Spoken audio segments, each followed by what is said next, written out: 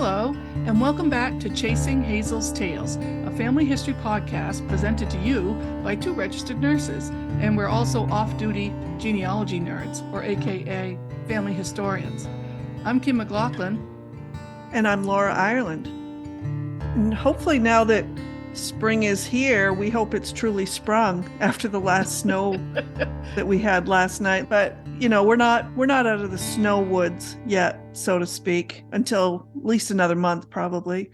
Yeah, but I just didn't want to see any snowflakes. They didn't accumulate. It's all gone, but still, I'm done. Yeah, they make us a little sad this time of year, but at least we know they won't last. You know, and just for the record, the all-time latest measurable snowfall in Caribou, Maine was May 25th, 1974, when 0.2 of an inch of snow was observed. So we do have a little bit of time before we're out of the woods, but things are on the uptick. I think we're good. I think I'm ready to have my snow tires taken off. I'm done with the noise, but still, May. Time to pack away the big coats and the hats and the mittens and all that. I'm very ready. Mm-hmm. So from last week, I'm going to make a few corrections, and I hate to do it, but maybe I wasn't right. Maybe you were partly right. Maybe, you know. So we were talking about the Dutch church in Sleepy Hollow, New York, and my husband and I both share a line family history in that area, and one of his family names was Orser. And of course, it was noted in some of my genealogy records, but I thought that it had morphed from the name Ars, which just gave us all a chuckle, Arse. And I thought, oh, that's good. It was worth a good laugh anyway. It was. Andy was just a little offended. Are you sure it's ours? Actually, I went back and I read, and it's Aerse, which does probably still pronounced the same. Yeah. Oh, and then I went on. I said, well, I must have seen it somewhere, and I went back and I found it again, and so there is another place. And I should have written it down, but there was another place that said Aerse and Arse are both variants of that name, so we can call him Ars. But he might not like it. Well, he might not like it, but secretly, I was right. I'll just take that little. That's right. One little victory. Yeah. Oh, and I also was trying to get Laura to guess how many trees that I had created on Ancestry.com over the years, because I researched this, I researched that, and the next thing you know, I've got a bunch of family trees. And I knew it was close to 100, but I said, well, I'll have to go back and physically count them. But I have pages and pages and pages of trees. So I did count them all, and it's 89 trees on Ancestry.com over the years. And I don't think I've ever deleted one, not one. If I looked it up, unless somebody wanted me to, I would do that if they wanted me to. But, you know, and also I was thinking, I have a friend that was interested maybe in doing some family research, but they really don't want to spend money on all these subscriptions. And I had a thought. You know, people can make their own family trees.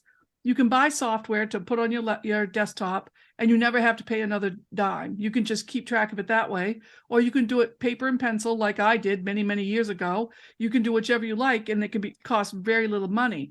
But then you say, well, how do I find the records that I'm looking for? Well, you can either write letters or look on the internet for any free sites, which again, we talked about Family Search being free, but there's also the major sites. Whenever there's a holiday, let's just say like Memorial Day, Veterans Day, 4th of July, things like that, they all, one or all of them will have some sort of special where you can look for 3 days free. You can do research and look at their documents for free. So like Ancestry, Find My Past, My Heritage, newspapers.com, which is fun because we found that stuff last week that was fun on newspapers, and they'll just have free weekends. So if you're thinking about, you know, trying to do this and trying not to put too much money into it, but you're interested, just start your tree. And then if you go to Facebook or to their webpage, you can sign up for emails, and you'll get emails or alerts that say, hey, we've got a free weekend coming up, or a DNA test is on sale, or, you know, you can try and do things a little more, you know, a little more cheaply. There we go. And that way you don't have to spend a lot of money on something that is just maybe an interesting pastime for you. Right. But so I just wanted to give that out. Just sign up for their emails, or like them on Facebook, like their page, and then you'll see when they have specials coming up, and you can do things for free. So that's a good idea. it is a good, so keep track, like who you want to look up, like the arsist. You want to do research on the arsist. And who wouldn't? Save it all up for that weekend. There's a website called Fold 3, which is for military records. And so they also will have things like that, have sales. So I think you should just keep these things in mind. And once you get to one, you can look up a bunch of them and just like their pages, and then find out when they're free and do some research. So everybody can do it, and everybody can do it free if they need to, if they have an interest. So that was just my little helpful hint for the week. Also, last week we did a little tidbit where I just kind of, sometimes I call them tidbits because they're instances when I just take a little bit of genealogy curiosity and I find something pretty cool. And I'm always curious. I always think, what's that name mean? Or where were they? And who's your mother? Who's your grandfather? Well, there's a lot of good stories out there. There are. And because I have, Ancestry, plus I have subscriptions to other things, sometimes it's just quick and easy for me to just real quick, put something online, do a little search, and find out something really cool. I did that last week with Taylor. But this week, I want to tell you about something I did during COVID. When we had the lockdown, one of my favorite activities was going to cemeteries, and I would record grave sites for Find a Grave. And Find a Grave is a website that's owned by Ancestry.com that allows people to create memorials, meaning, it's basically your details about deceased persons. And then you put the location of their grave on the site. It's free. That's another thing that's free. You can look up anybody on there. And even if you want to contribute, if you say, hey, I'm right beside this cemetery, maybe I'll record a few headstones, it's free. You just have to sign up for an account. But anybody can search on it. You just have to know that the data that's in there is user entered. So it's not necessarily official from, say, a town office or an archive. It's user entered. So I think right. At this and point, some people are very quick to yes, enter things, even for people who are not their family. Exactly. So you don't have to be a family member to enter the information. You could just go and say, hey, look, there's Joe, and here's his stone, and it has not been recorded on Find a Grave in this cemetery. I'm going to put it in there in case someone's looking. Because sometimes people look, they don't know exactly where to find their ancestors' graves, and they'll just do a search. Right. Or maybe they live in Montana. Exactly. And they're like, hey, I'd like to see my grandmother's stone. And if it's on Find a Grave, then they could see it. They can see it and know where it is and kind of get a, just a mental picture of where it is. So I would do that during COVID lockdown. And we'll get to the little bit of a controversy over that in just a minute. But what I did was Andrew and I would go to ancestors' graves during COVID lockdown because we couldn't go hang out with anybody. We would just go outside. It was a great way to be outside. We could do all these good deeds. We'd clean gravestones, and I would enter tons that I didn't even know, but I was just outside and it was easy to do. So I got to calling those my cemetery rambles, meaning I would just ramble. I go for walks, and I have 2 or 3 pretty big cemeteries in within walking distance of my house. So one day I was doing a cemetery ramble, and I was just looking for things I could enter and Find a Grave. And I came across a stone and decided to check if it had been documented. And I had no connection to the name. And the name was Widrow, Widrow. But for some reason, I looked at the stone. It kind of spoke to me. I don't know. There was something about that stone. I just stopped. And the Find a Grave memorial was on there, but there were several people on that stone and only 2 were mentioned. So there were 2 or 3 others, like the children, that hadn't been mentioned. So I said, well, I can do this. But what I did was I went to the back of the stone and I noted that there was a married daughter on the stone, but there was no husband, but a married daughter. And I thought, well, that's, just gave me a little pause for a second. And I said, right, like strange. Why is she on the parents' stone and not with her husband? Or exactly. That was exactly my question. Like, why? Why is she here and he's not? But so anyway, I just knew that it hadn't been done. So I took the pictures and I went home, and I'll take the pictures on my phone, but I come back to my desktop and I enter the pictures there so I can type easy. It's easier to see and all that. But then I found out there was more to this story. So I came home, I went on Find a Grave, and I looked, and her name was Mrs. Lois Frances Widrow Levitan. And she had died so young. And, but then it wasn't mentioned on the stone, but I did find that it was her based on her date of birth and her date of death. On Find a Grave Memorial did say that she had died in the Coconut Grove nightclub fire of November 28th, 1942. And of course, I said, it's an infamous fire. Had you heard of it before? I had, yeah. And I may have heard of it, but it never stuck. I didn't know details, but I knew that it was a bad fire. Right. So I said, well, in Boston. Yeah. What's, this poor woman, she was so young. And what was the Coconut Grove nightclub fire? So off I went to Wikipedia. All I had to do was put that in once. And I learned that it was the second deadliest single building fire in U.S. history that claimed 492 lives. Can you imagine one nightclub? No. 492 lives. So Coconut Grove was a popular nightclub in Boston that attracted all sorts of famous and infamous people, and where the owners had ignored many fire regulations.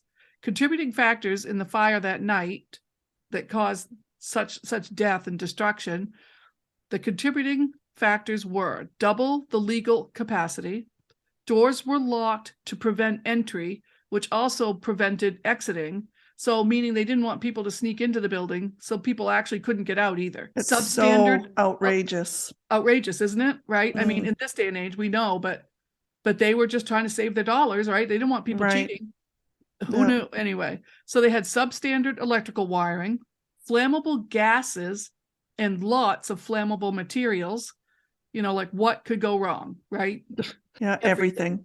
Everything went wrong. So I did do a little TikTok about it, and I had all kinds of pictures and things that I had collected, and I may share my TikTok on my Facebook page, just so that people can see, or on social media so that people can see how I arranged it. But it did have the pictures from Google, and it was just devastating. So after that fire, the fire codes were changed, emergency preparedness standards were created, tough laws and penalties for code infractions were implemented, and major medical advances were made in the treatment for burn victims and other traumas, including the first mention of PTSD research and the first time that penicillin was put to use in the general population. So also as a nurse, you and I would know, there's a chart that we use to determine the percentage of burns that cover a body. There's a chart, and you would just calculate how much of the body was affected by burns. That's how they come up with 50% of your body, 40%, whatever. That chart was based on the experience of treating victims of the Coconut Grove fire. So from that, what they learned by treating all those burn victims, they came up with more burn research and also how to calculate how much a person was burned. So that was horrible. It was just horrible. And such a tragedy and such lessons. I mean, I never knew. And by looking at it, looking at one stone. If you hadn't looked at that one stone and seen that woman's name and noted her age and all that, then you would never have gone down this rabbit hole. No, never. But then I said on my TikTok, I have no idea why I stopped at that stone and was interested in her name. Had no idea. So the one thing I want to mention about Find a Grave is what happens is Find a Grave is user information. So you sign up for an account, you get to create memorials, and people on there have thousands and thousands and hundreds of thousands of memorials that they have created because there were so many cemeteries and data to entry. It was all done free. People just did it on their own. They volunteered. And so what would happen is, what has happened recently is, and it even happened with our mother, if you think about it, Laura. That's what I was referring to earlier when I said some Laura, people jump right on that quickly. Right. What happens is someone dies, and recently it has happened that people that die in these mass tragedies, these mass shootings, within 20 minutes, their names are on there, memorial's been created. And the family hasn't even had time to blink before their I don't understand why people would do that. I don't either. And things are fairly anonymous. So it's not like I can tell that Laura made that. I have no idea. It's not like people make money for making these memorials. All they did was make me mad. Right. So they'll put these trauma or these tragedy victims on there before, or if it's someone famous who has just recently died. bing, they have, quickly that someone has put that on Find a Grave. And so the people who use it are kind of outraged that this happens, and they feel as though there should be like a moratorium that if someone dies, you give them 3 months. You cannot create that memorial. If you create a memorial that's not yours, if you can't prove that you're a relative, then you shouldn't be creating it. Give a chance for the family to own that memorial and to create one, or to have some peace until, the tragedy has gone by. Right. Not to be shocked by that immediately after, like, who are you and why are you documenting about my mother? That's how. And that's how we felt, felt because our mother had died on the 11th of August. And by that, and that was early morning. It was 6 a.m, right? Somewhere around there, very early. When we found out. Yep. Yep. And so because I was a Find a Grave member, I thought, well, great, I'll make her memorial and I'll put the information in. But no, someone had already created it. And I went and looked, and they created it the night my mother died. The obituary hadn't even come out yet. Or if it had, it was online at night. So that's upsetting to many, many people. But I think Find a Grave has taken some steps so that can be averted now. They're trying to make moratoriums. You can't create this unless you can prove you're a relative. And it's not a good thing yet, but they're working on it. Anyway, that I like Find a Grave because then I can see graves or find out. It's a great way to find out where your ancestors are. Right. Yeah. A lot of good it's all in that. Driven by volunteers, and it's hard to manage. Maybe, I don't know. It's gotten really big. Yeah. But enough about that. I did want to mention that Laura and I we've been talking about all kinds of family connections. We love them all, and it's really fun. We want to continue to bring you great stories. But a topic crossed our desks this week that made us want to share it with you. I received an email from Amy Johnson Crow. She's an esteemed genealogist, well known in the United States, and you can follow her on amyjohnsoncrow.com. But she sent an email, and she was making a note of exactly what Laura and I have been doing for quite some time now. We shift from taking names and dates to taking those people and adding stories to better know them. So kind of like you mix history and genealogy, and you get family history. And then that leads to discoveries, much like Laura and I have made about our grandmother, which we never knew. But if you do enough research and talk to enough people, you can kind of make a picture. So we've made many discoveries, and we had a feeling, of course, of the unthought known, where something just didn't make sense in our family history. And after researching and discovering, sometimes these things can come into focus and the unthought known fades or is relieved. And then there's empathy that kind of comes in after that. You kind of get an idea. It helps you to understand what happened before you. And so to understand why you're where you are. Exactly. And so it's just she put into an email exactly what Laura and I have been doing, and we wanted to share it with you, just so I think Laura could take it a little step further. Right. Yeah. I really liked that email, by the way, and would encourage anybody to take a look at her website. But one of the takeaways for me was, it's very important to acknowledge these things that affect many families, and it's called generational trauma. And, of course, I did a Google search and tried to see what the real definitions were and all that. And from the Talkspace.com page, they had some really good information on it.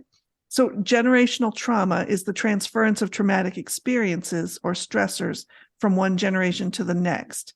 And it can happen through direct experience or witnessing something violent, say, or living in an environment where violence is a constant threat.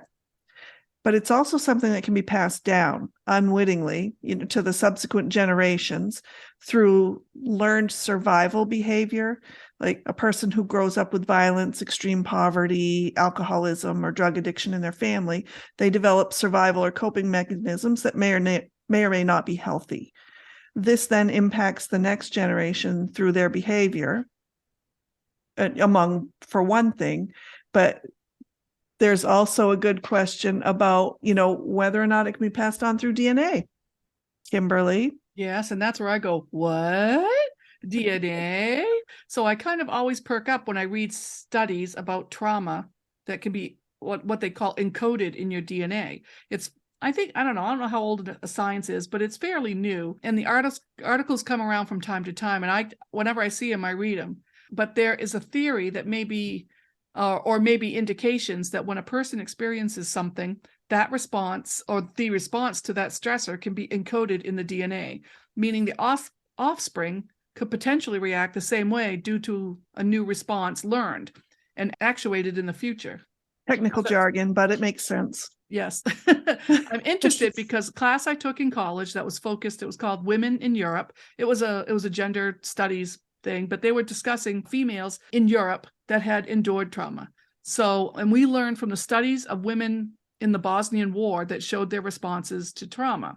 And they studied twins that had the exact same experience, but one could show resilience and the other one would suffer horribly. And then they asked the questions, well, what makes one family member resilient and the other one not? And so that's where they thought DNA and generational trauma comes in. Some of the responses are learned and some may not be, or some might just be encoded.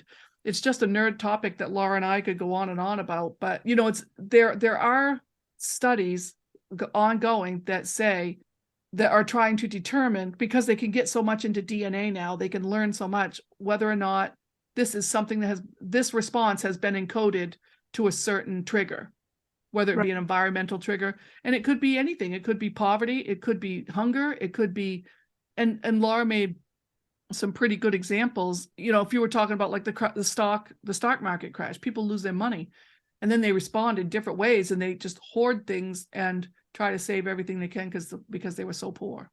Oh, I don't think I've gone through that yet. Okay. But I'm about to. But so coming up is Laura's topic on the stock market crash. Stay tuned. It's coming right now. That's right. Here it is. So many people, just like we did, begin researching their ancestors, and they may have traumatic or unsuspected truths uncovered during that process. And you might learn things that help to explain the idiosyncrasies of your family. And, one of the easiest and quickest examples I can think of, because we certainly knew people like this, are people who were raised by parents who grew up in the Depression. Exactly. Their responses were different. They had a different mindset. The people who washed out their tinfoil and, only bought 10 grapes instead of 15. Remember the lady that mom worked for. So, they grew up learning to be fearful of losing their money, possibly mistrustful of the banks, or, they might be that relative or friend that kept all their money stuffed in a mattress or under a floorboard in their house. Yep. So, and you didn't talk about their money. There was nothing doing. My money. Right. No, they weren't telling anybody about those details. Yeah. No. So, and I wanted to explain that briefly because on the Talkspace website, one of the ways they say to heal the generational trauma is, after you first identify that it exists, is to educate yourself about your history and learn about what happened in previous generations to help you better understand your experiences. So I can, pretty much say that's what a lot of people might go through. Quite a few people might go through when they begin to research their families, or even just their own history of their people or whatever it is that you're going to do. And, and they go on to say that self-care is very important, connecting with others and seeking professional help if you're struggling to cope with your findings of the trauma. But those are all ways of helping to heal that generational trauma. And I think if you think back to Finding Your Roots with Henry Louis Gates Jr., some of those shows, some of those findings, they find celebrities who had some pretty traumatic ancestors, ancestor experiences. And it's kind of just sits you down a minute or takes you back. And I think that was evident on some of those shows. Right. And, they also say that it might become a source of pride for you and lead to a connection to those who came before you. Mm-hmm. So I don't know about you, Kim, but I think I can definitely say I feel more of a connection to those who came before us after doing all this research and learning about our ancestors. And I think it was just a few weeks ago that I said, that I now feel connected to our grandmother Hazel, the one we never met. And now her birthday is a special day for me because of that connection. And I want to, make sure I remember all of that on that special day for her. Right. But anyway, all of this information about generational trauma is very interesting to me. It's a great topic to dive into. And it reminds me a little bit of the I don't want to really call it simple, but it's a simple phrase for a campaign used usually to talk about abuse, and they tell you, they want to break the cycle. So, Right. if you acknowledge, educate, and heal yourself, you have the best chance to break the cycle of generational trauma. Right. And I made up my own little phrase. Because some people have wonderful trees and great memories and don't have, much to discover that's, out of the ordinary. And I used to call it, I think there are people out there like that. Yeah, there are, but I would always call it, in my mind, it was like generational opulence, meaning they had, for me, it meant that they had so many details, so many things to know and to learn and that if you know that from a very young age, it sets you up for some sort of confidence in your history, in your own history. Right. I don't know if it's a good thing or a bad thing, but for me, it was opulence in that there is much to know about your family and you don't have to go looking because it's already been recorded. Right. So I think that you could quote that one to me. Generational All right, opulence. we will. Yeah. All right. So, we kind of went from who do you think you are to why do you think you are? I think that becomes the question. Like, I think you start out, who do you think you are, learning who your ancestors are. And then as you delve into all the nuts and bolts and of their relationships and all the things that went on before you, I think that really helps you understand why you are. So anyway, it's a work in progress and interesting stuff. If anybody, wants to look into it on their own. So there was one article that I had saved from some time ago, and I'll just read the title because that's all you need to know. The article was written by Helen Parker Drabble, and this was written in 2021. And the article's name is How Key Psychological Theories Can Enrich Our Understanding of Our Ancestors and Help Improve Mental Health for Present and Future Generations, a Family Historian's Perspective. So basically, how learning where you're from and how you got here and, the things people had to do to stay afloat or to carry on can help you with your mental health once you learn that kind of stuff. I mean, I just have to say I completely agree. Yeah, I do too. At least, so that's been our experience, evidently. So I don't know if anybody else would be interested in that, but that's why we decided to, since it came across our desk, we decided to share it with you. And, so if you, take a few hints and try and figure out, we've given a few hints over the last couple of weeks. If you want any help trying to figure out how to do family history, there's lots of help out there, and let us know. Right. So our hope is that, finding your family history brings you joy and discovery, and that in turn you find yourself more connected and understanding of those who came before you. We took that leap and discovered Hazel and many others. Many others. It's been fun, and we still have more. We have things to do. So there's a lot of ancestors. Yeah, there's a lot of ancestors, but they all combine. Yeah. To put us where we are. Right. So I was thinking about covering General Johnny Burgoyne and our connection to him in our next couple of episodes. And it's a big topic. And that's the only reason I got into this in the first place, was because I started researching General Johnny Burgoyne. And I think that episode should be called Drop the Mic or Mic Drop. Get ready. It's a big topic. It's a lot of research. It's 35 years because I've been doing it for 35 years. And I wonder if there's anyone that has studied his life more than me. Can there be? It might be. Maybe a historian. Yeah, but not the fun way like I do. Right. They want to know how many battles he was in and that kind of stuff. That's all important, but I want to know where his kids are. And did he have any children? Where are they? How many times he was married and where he lived? Yeah, that's right. And did you go to pauper's prison? Because I need to know. And why aren't there good birth records? That's right. Or death records. There's one death record that I need. Yeah. Anyway, so I think we're going to dive in, and you're going to find out what kind of gentleman Johnny was. I made that up myself. You crack yourself up. I crack myself up. My question is, how can we be related to him, and is it possible? So I'm going to jump in. Laura's coming with me. And we're going to Yep. invite, there's a lot of Burgoynes that need to. We're just going to swim with it. We're We're gonna just swim with going. it. We need people to jump in with us and tell us what's going on. So, All right. So until next week, if you have any questions, give us a shout out at chasinghazelstales@gmail.com. And if you get a minute, please give us a review, rate us, or follow us on your favorite podcast platform. And until next week, goodbye. Goodbye.